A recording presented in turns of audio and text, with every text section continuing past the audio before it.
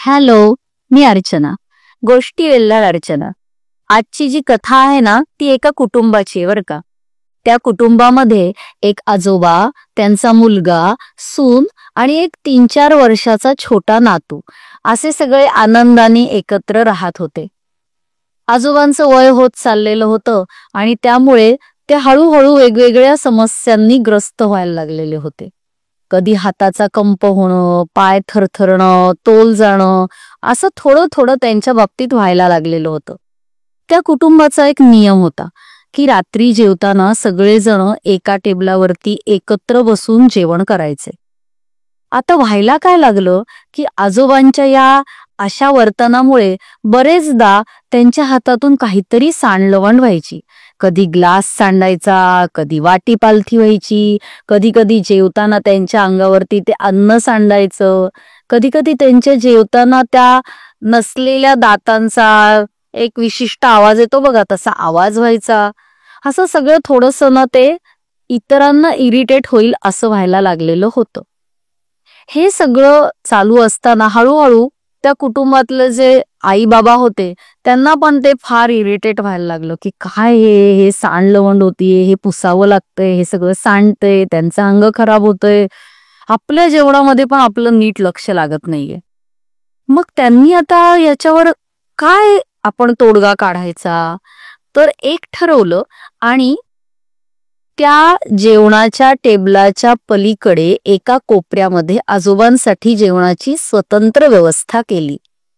आता इथून पुढे रोज रात्री जेवणाच्या वेळेला आजोबा एकटे त्या टेबलावरती बसून जेवण करायचे आणि उरलेलं कुटुंब आपल्या नेहमीच्या जागेवरती. त्याचबरोबर आजोबांकडून असंही झालं होतं की त्यांच्या त्या खाण्यापिण्याच्या नादामध्ये काचेच्या प्लेट्स त्यांच्याकडनं फुटल्या होत्या, काही स्टीलच्या प्लेट्सना पोचे गेले होते.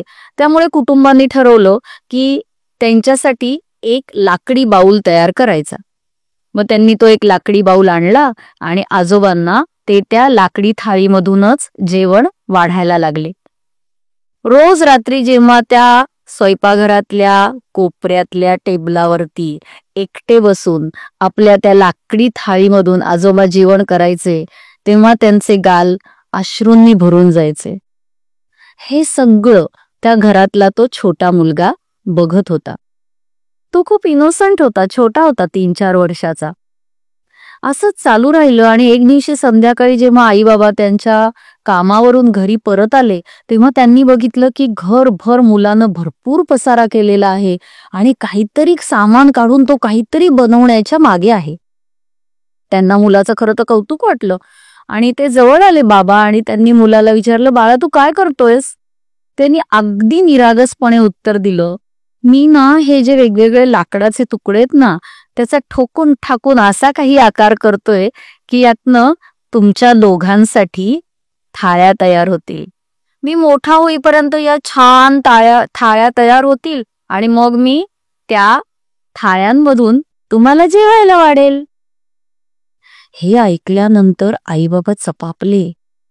त्यांना आपली चूक लक्षात आली आणि मग त्या दिवशी रात्री जेवायला जाताना बाबांनी आपल्या वडिलांचा हात प्रेमाने हातात धरला. त्यांना घेऊन ते त्यांच्या त्या पूर्वीच्या जागेवरती आले, तिथं त्यांना प्रेमानं बसवलं. त्या दिवसानंतर त्या आजोबांचं रात्रीचं प्रत्येक जेवण हे आपल्या कुटुंबाबरोबरच झालं. ते कितीही चकचक करत, तो वेगवेगळा विशिष्ट आवाज करत जेवत असले तरी, त्यांच्या हातातून कितीतरी गोष्टी निसटत असल्या तरी, त्यांच्या हातून काही सांडलवंड होत असली तरी कधीही आईबाबांनी तोंडातून कुठलाही शब्द काढला नाही आणि त्याची कुठली चर्चाही केली नाही. खरंच आपण ना बरेचदा आपल्या कुटुंबाबद्दल खूप भावनिक असतो बरं का. आपली एक घट्ट वीण आपल्या कुटुंबाबरोबर असतेच, पण अशा छोट्या छोट्या चुका नकळतपणे आपल्या हातून घडत असतात. या चुका आपण वेळीच निस्तरल्या पाहिजेत, सावरलं पाहिजे त्यातून. त्याचबरोबर आपली आणखीन एक ओरड असते की आमची मुलं आहेत ना, आमचं अजिबात ऐकत नाही, त्यांच्या मनाला वाटेल तसं ते वागतात, त्यांना पाहिजे ते ते करतात. पण खरंच आपण त्यांना सांगून ते ऐकणं हे जास्त महत्वाचं आहे का आपण जे काही करतो त्या कृतीतून बघत बघत शिकत शिकत त्यांनी ते करणं जास्त महत्वाचं आहे? कशाचा फरक पडेल असं तुम्हाला वाटतं? आपण केलेल्या कृतीचा की आपण केलेल्या फक्त बाष्पळ बडबडीचा? नक्की विचार करूया.